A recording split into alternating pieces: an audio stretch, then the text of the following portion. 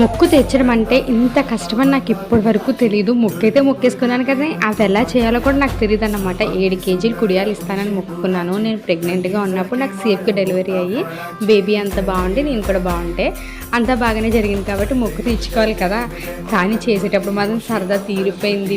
వేడిగా మండిపోతూ చేతులు నొప్పులు అవి తిప్పుతుంటే తిరగట్లే గట్టిగా అయిపోయినాయి. నేను ఎలా అయితేనో కష్టపడి 7 కేజీలు కుడియాలు పొద్దున మొదలు పెడితే సాయంత్రం మధ్యాహ్నం మొదలు పెడితే సాయంత్రానికి అయిపోయినాయి. మా వీధిలో వినాయకుడికి ఇస్తానని మొక్కుకున్నాను, అక్కడే ఇచ్చేసామన్నమాట.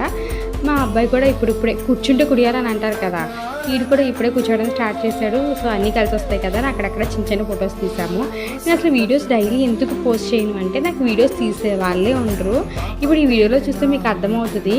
నన్ను తీయమంటే మా అమ్మ నా చుట్టుపక్కల అన్నీ తీసింది కానీ నన్ను మాత్రం సరిగ్గా వీడియో తీయలేదు. ఇంకా ఏదో అక్కడక్కడ చిన్న బిట్స్ యాడ్ చేసి పెడుతున్నాను.